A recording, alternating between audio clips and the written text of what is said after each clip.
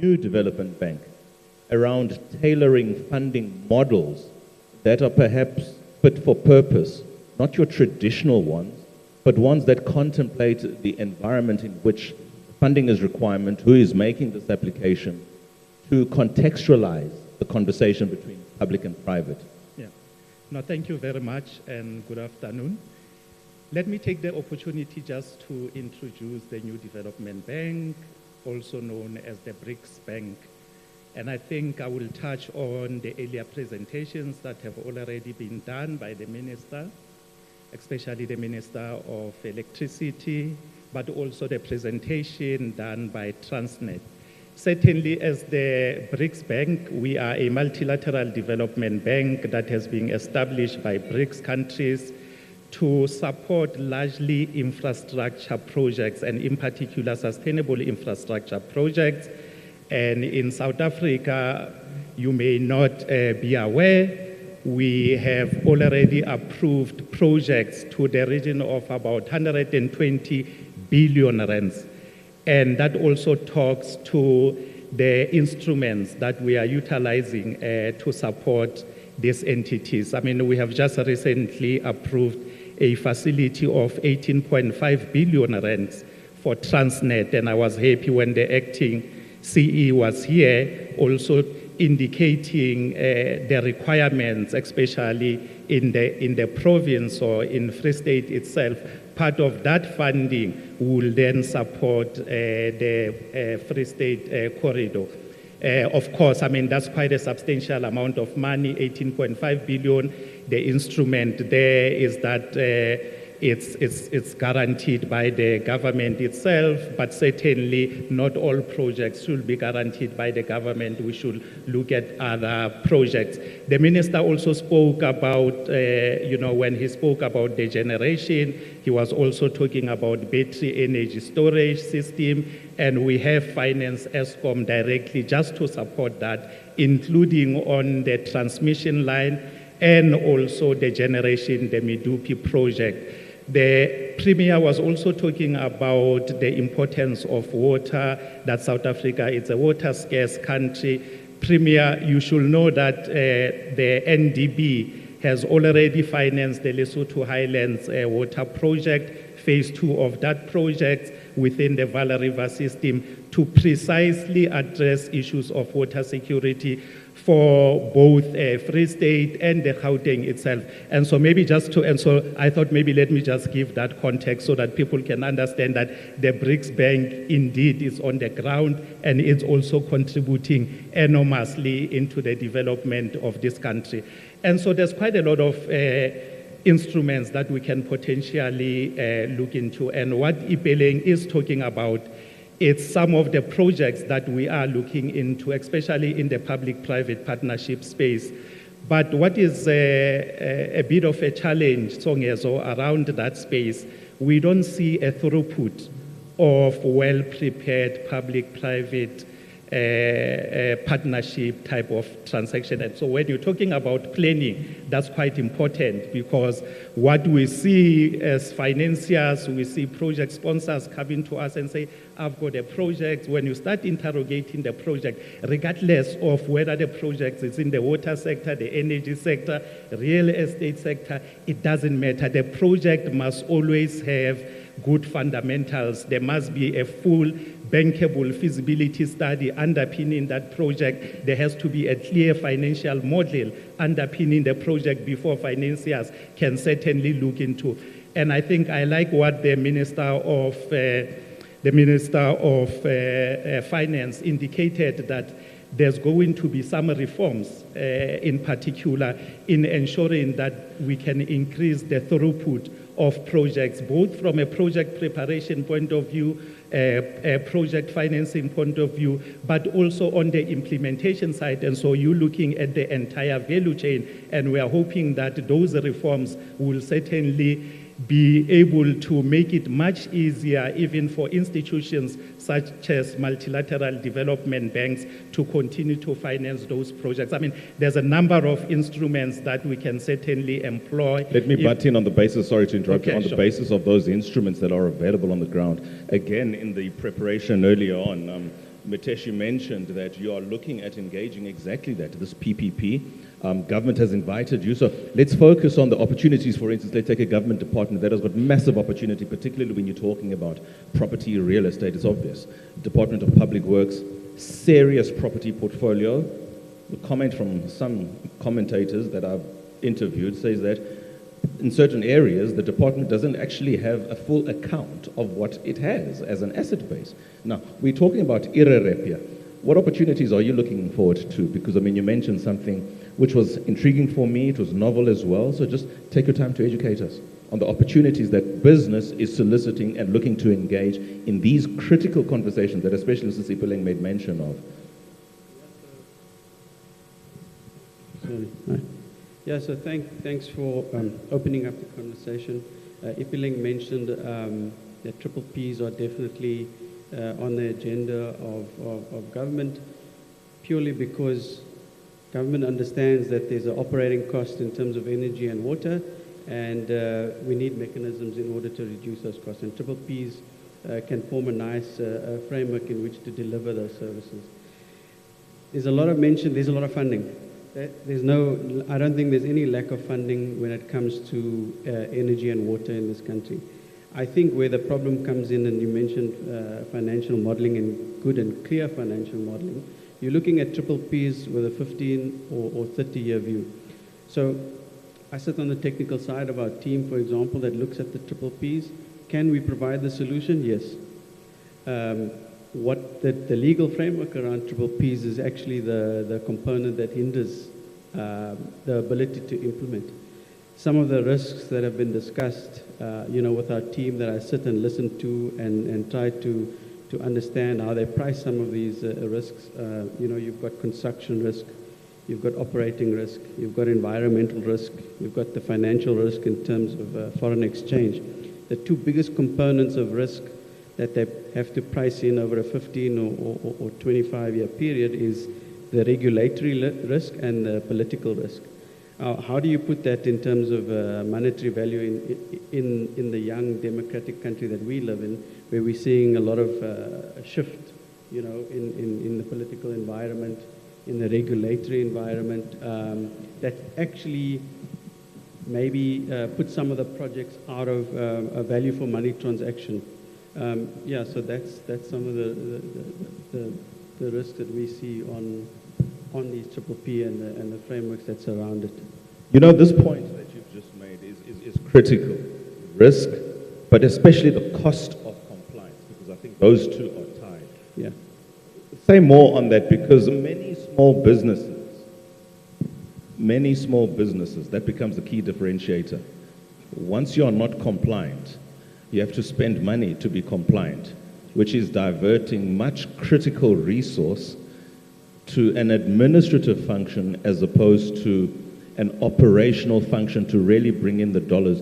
Have you got experiences in that regard, particularly when you're talking about managing political risk, regulatory risk, and the changing landscape? When you're talking about political risk, anything can happen on 29 March. So I can talk about some of the direct projects that we're involved in. An example would be, if we had to reduce the energy consumption in this facility, we'd come in, we'd look at the heating and the ventilation. The cooling, the lighting is an obvious opportunity in this facility. But some of the compliance requirements would be, for example, that the temperature and the humidity and the indoor air quality is kept at a certain level. However, you've got broken windows and broken doors. There are things that don't sit in your domain that you've got to essentially try to cost in or try to mitigate or try to get an understanding of what's going to happen if the windows are not functioning as they're supposed to, but it's not actually part of your triple P requirements, but it's a compliance requirement that we've got to try and figure out and work together. And I think the opportunity sits in where we are currently. In this room, we've got the Free State and the Premier making a bold statement that we want to work together. And I think the opportunity sits where you bring the people around the table and you discuss these issues. And the forums that need to be created around complying with these triple Ps and making sure you implement what the requirements of the Triple P, and fast-tracking that, because we need it now. We don't need it in 10 years' time. I mean, we need good, clean, uninterrupted power at the lowest price possible. I mean, that's what citizens want. I can ask you today, I can ask you in 10 years' time, what do you want from water? You want the best quality water for the cheapest price. You want the best, you want uninterrupted energy at the lowest price possible. Good and quality energy as well. So, you know, how do you incorporate that type of strategy into this Triple P framework? And I think as good as the Triple P framework is, I think a lot of the conversations and a lot of the hurdles that need to be crossed must be done, you know, in a room. You need to get together and get around a table and say, this is what we see. Tell us how to mitigate it, because private parties always believe, I mean, private parties believe that they're better than the public space. But at the end of the day, we don't understand the public space. And if we both want the right outcome, we need to come together and work together to find out what that bridge and what that road looks like. I wonder what lends itself to that trust deficit, but it's just me thinking out loud. Conversation for another day. But Casper, Mr. Badenhorst, let me bring you into the conversation. Spatial planning, integration, critical, using what is there. I mean, without being an expert, but sometimes you do get a sense that the public sector has dropped the ball a bit in terms of what it has as an asset base, land and buildings, but not using it effectively for instance, the urbanization that Usisipeleng speaks to. I mean, 1.5 billion in cities by 2050. We need more than just plans. We need proper results now so that in 2050 things are happening seamlessly. And of course, using technology to integrate all of that. Spatial planning, there's a mix here. It's a rural province, it's an urbanized province, it has a metro. What can you comment in relation to the broader conversation point being engagement on property, real estate, and infrastructure development? In other words, all these competing interests in the metro. Use this as an example, for instance. Yeah, I think, thank you, Songezo.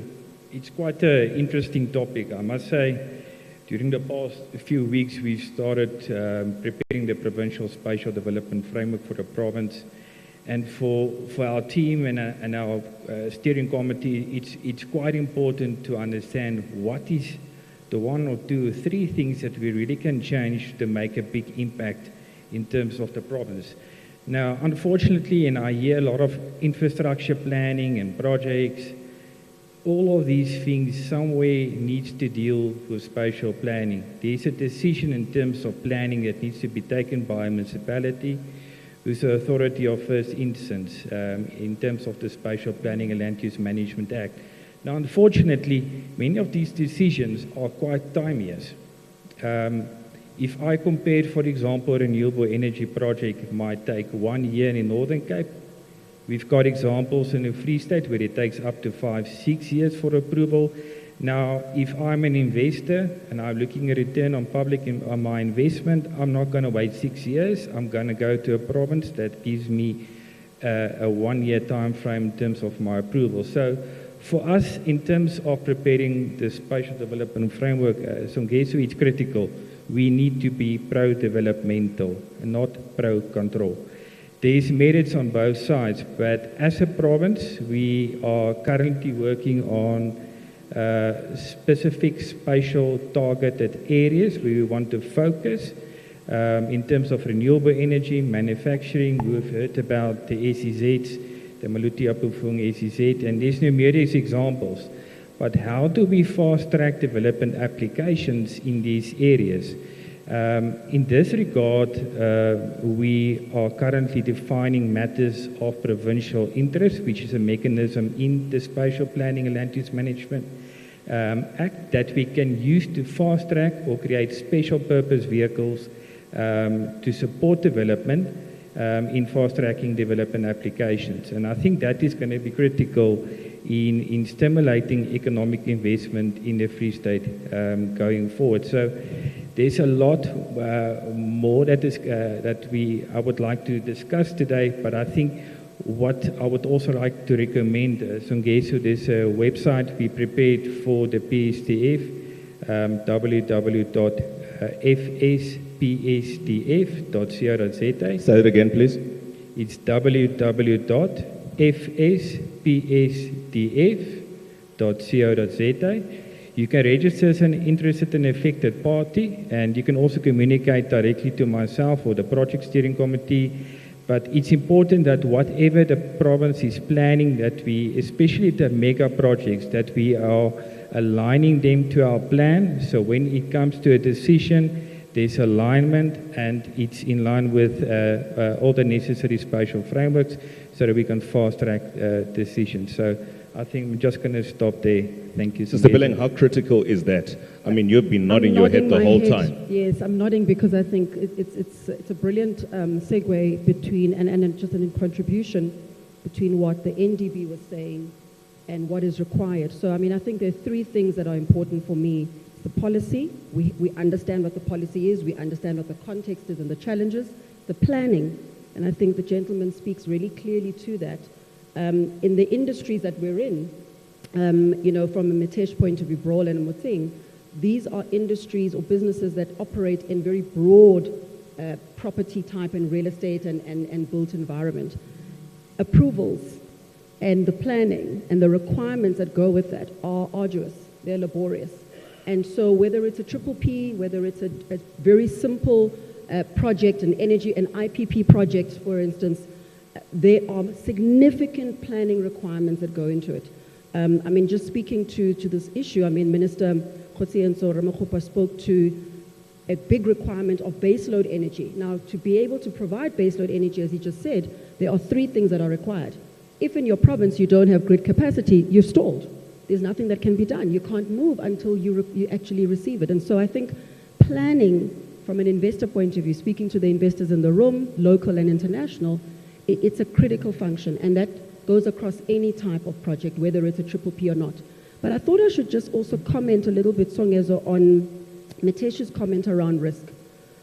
I do think as investors and business people that one of the key elements that we see in our country and globally, certainly I'm looking now, if I look at a lot of the countries like the US that drive a lot of their infrastructure drive through this particular model, the idea really becomes that this is a risk transfer model.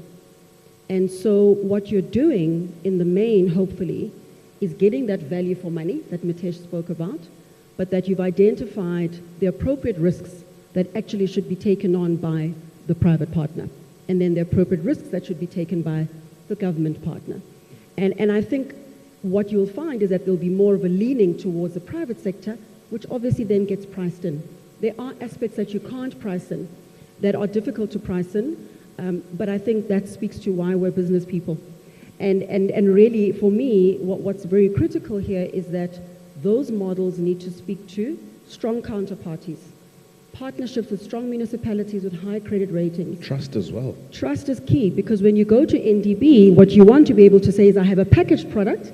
As Ndate said, they don't want products that and projects that are not fully packaged.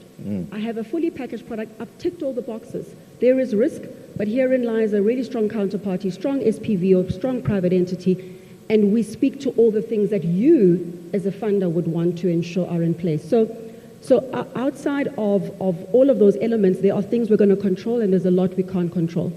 And I think that's the idea around project finance. Thabo, risk, de-risking, and how much of that funders take on?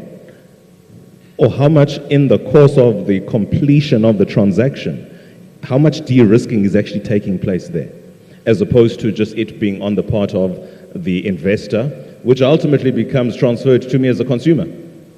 Yeah. No, thanks very much for that question. Let me put it this way.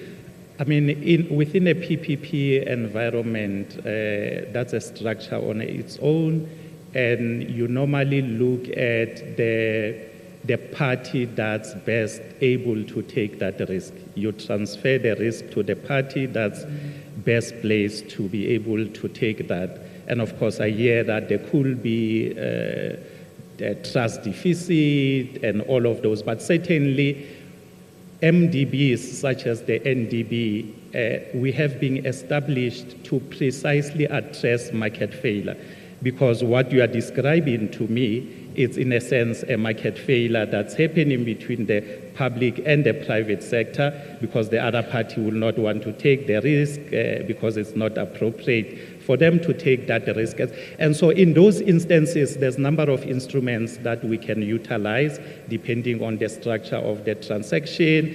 In essence, we provide senior loans, but there could be subordinated loan, there could be mezzanine facilities, but in particular, you can also provide guarantees to the private sector and say, should this fail, then the NDB will step in on behalf of the public sector. And so those are some of the instruments that we can bring on board, including technical assistance in a form of grants and all of that. And so we look at the bouquet of interventions that can certainly assist the project itself. And so there's a number of ways in which you can address that. Of course, you're not trying for any of that suspensive condition to kick in at any point, right? Because it becomes on you. But the important part there, and I think this is just something I've thought of, in managing a transaction, there should be a lot of skills transfer. In managing a transaction, in managing the risk, there should be, especially as a funder, a lot of it, I would imagine it should be a responsibility of a funder to transfer skills so that the kind of contract management that happens once doesn't have to repeat it every single time when a party is applying for funding and having to traverse the same terrain with the same trepidations. They should be more skillful. The ground should be a little bit more fertile for them to actually participate because they've been through this. And I'm really engaging this to come back to what you had said, Casper. Approvals, it's across the board, unfortunately. That institutional red tape that the Deputy Minister made mention of, unfortunately. Think of a government service where there's any tape. The color of that tape is red and it's long. That changes the dynamic for Ipeleng and the people she is servicing outside the continent. They just move. It also changes the dynamic for Otabo because when he approves today, he's not thinking that he will have to pay the first tranche in 6 years from now. How damaging are the turnaround times that are not honored without any sense of certainty? Casper. Yeah, I think, Songezo, it's quite critical, and I think we've realized in terms of the amount of investment that has been transferred to other provinces that could have come to the Free State province. And there are numerous examples of that. I'm not going to go through them. But it's really, for us in the PSTF process, one thing that we've realized, and again, I think you correctly referred to that, is as planners, we sometimes over-complicate decision making. There's so many red tape legislation to follow, and unfortunately we need to align and comply with the legislation. I think what's critical on a local government level as a decision makers is that we need to build the required capacity. One of the key outcomes in our project and in this initiative we're busy with is to build that capacity in local municipalities. Where the capacity is not there, is to get the provincial sector departments on board to also facilitate and provide the capacity so that we don't lose investment, we don't lose employment and job opportunities. So I think that is for us critical, and I think planning has a key role to play. And I'm really happy and satisfied that there's some representation from a planner here today so that we can learn some lessons in our decisions and our processes as well. Thank you, Songezo. We are at the time at which we should be ending this conversation, so I'll take some executive control. 1 minute from Thabo, working your way back to me. Literally 1 minute. You've got 60 seconds.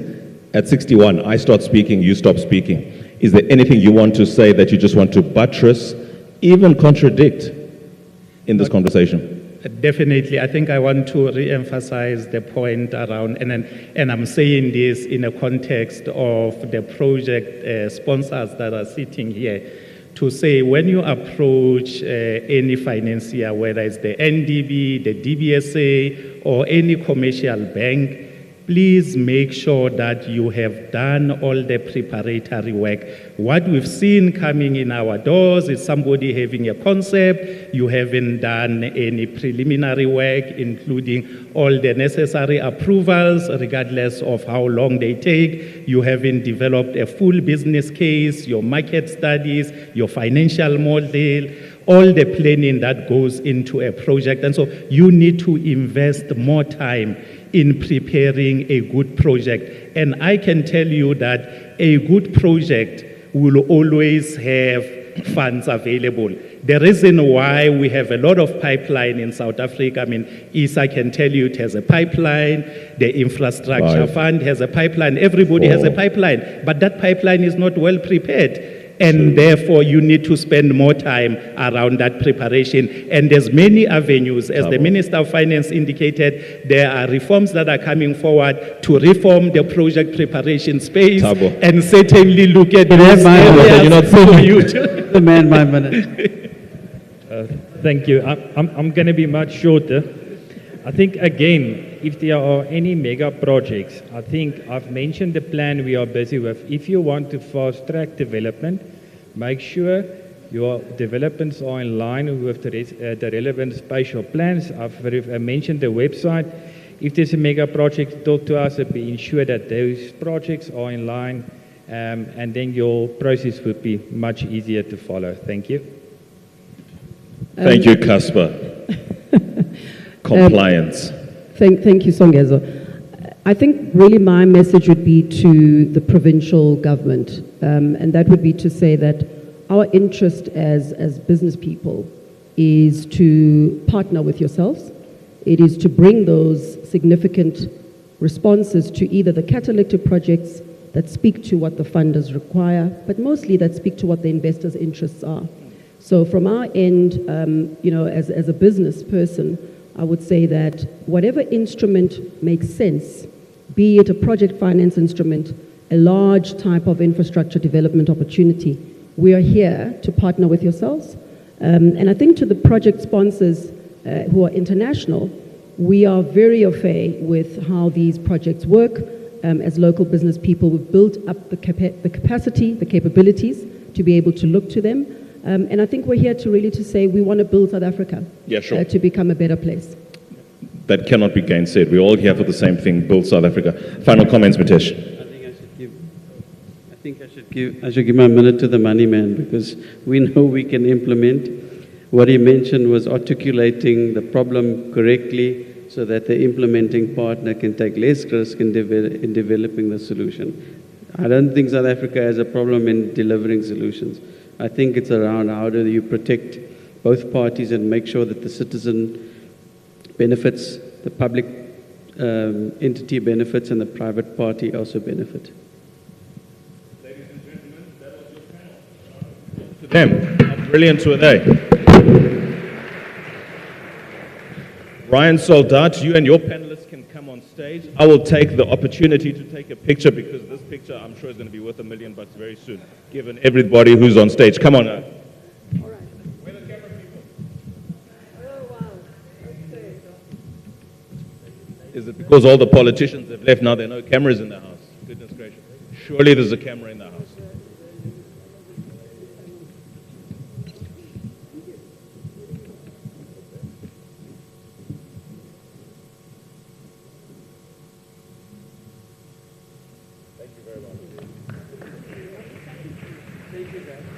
Thank you so much. Thank you so much, Sissy Billing. Thanks, Thabo.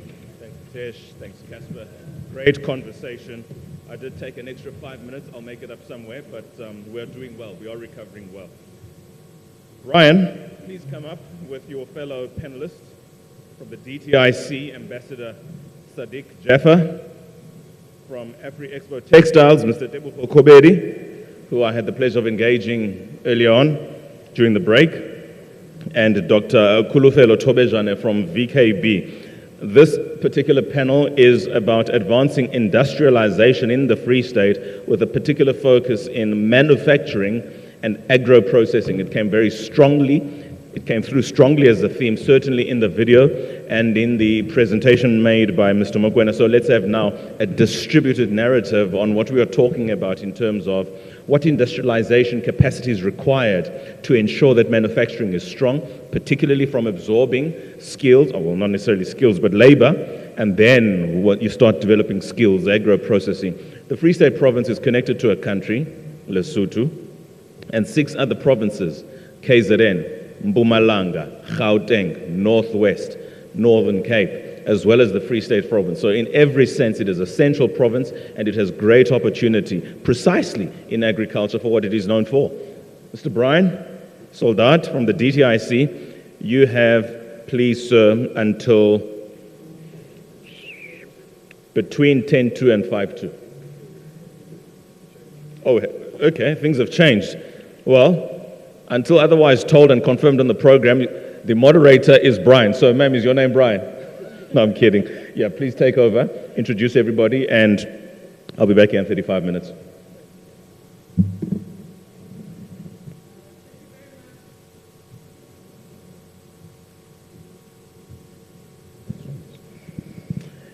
Thank you very much, ladies and gentlemen, and esteemed guests. Welcome to this panel discussion that's centered on advancing industrialization in South Africa via manufacturing and agro-processing. My name is Oleboheng Motse. I'm a homegrown lady from the Free State. Yes, and I would be remiss if I didn't thank Mr. Songezo Mabetla for leading the program from this morning until today. Just give him a round of applause. He's done such a stellar job. And thank you once more to the earlier panelists. So let me start off the bat by saying what an edifying morning of proceedings and discussions we've had. I don't know if you're in agreement with me on that particular subject matter. And of course, you know, it's interesting that the promise of us expanding the economy of the Free State can also be realized through industrialization, through manufacturing, through agro-processing, and that's of course why we are here today. And our esteemed guests are going to be able to elaborate and expand on this particular topic. And let me introduce them without further ado. I'm going to start here. Closest to me is Ambassador Sadiq Jaffa. He's the Chief Director responsible for investment promotion at Investment South Africa, a division within DTIC. Thank you so much for joining us, Ambassador. Next to him is Dr. Khulufelo Tobejane. She's from Gabia of VKB. Thank you so much for joining us. She's the Business Development Executive at the institution. And then on the far end, we have a very inspiring gentleman, Mr. Teboho Kopedi. He's the MD and the brains behind the very successful Afri Expo Textiles. Thank you so much for taking our time to join us here in the Free State. Thank you so much. Yes, okay. It's quite a quiet room. I'm trying to gauge it, but anyway. Now, before we get into the meat of the discussion, Dr. Tobejane is going to give us a panel discussion with a twist. She's going to start off with a presentation. She's going to tell us about some of the benefits of agro-processing, particularly some of the work that they've been doing at Fiekabia. So, Dr. Tobejane, you can go ahead. Thank you, Ule. I am going to be quite quick.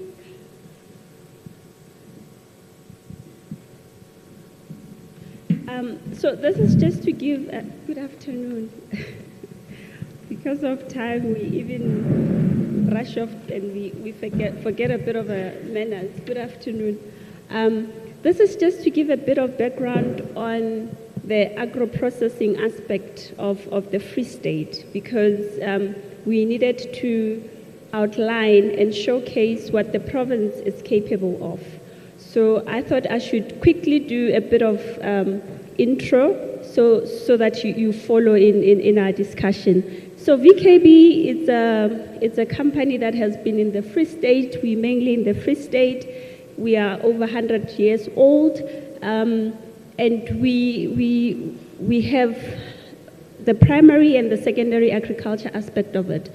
For our agro-processing, we have a turnover of about 12 billion. We also have about 6 agro-processing companies. We have our mills, Free State Oil for soybean. We also have grain-filled chickens, which is the biggest in the province, and we're contributing about 4 to 5% into the country's chicken production. And we also partner with government department, because you find us in the places where you do not expect to find anybody. We are in the small dorpes where there are no roads, but you find us there because we work with farmers, and we mainly create employment in those areas of operation. So in your rural areas of Memel, you will find us there. In Friere, you will find us there. And we are a business of brand. So this is what we have in VKB. Our area of operation, we are throughout South Africa, NTK up the north, Free State, VKB in the center, and Gievega also towards the center of the province. We are also a provider of convenient access to market, so farmers can get to sell their produce to us. We have storage, grain storage, and we are able to take it to the ports. So you can see the routes there. Like I said, we have access to financing and insurance, agro-processing facilities and support, extension, and access to market. The opportunities that are in VKB, as stated, we are in primary, but also in secondary production. We also have a development wing where we look into providing mentorship, and we pride ourselves that we are a humble, smart, not necessarily smart in being cocky, but we are people-focused. So that's where our agricultural development is based on. We are people-focused, and we also play as a team. So we don't come in as a big brother, we play in as a team. These are the agro-processing opportunities within the VKB. We do processing of maize, yellow and white, wheat, soybean, and chicken. And our main interest now is soybean because of the expansion. And, you look at everybody else that are lactose intolerant, soybean is their next best thing. So there's a growth in the market, there's a growth in the industry, there's a growth in the world for soybean production. And we are saying there's an opportunity in that. VKB has got, in Felir, we've got a processing plant of soybean, and all that we need in that area now, we do not have a refinery. And once we have a refinery, we'll be able to have soybean production for oil. And we also have our grain-filled chickens. It's in raids. We contribute 4 to 5% of SA's consumption in terms of chicken. We slaughter about 1 million birds a day, and we would want to expand. So there's a possibility of expansion and investment there.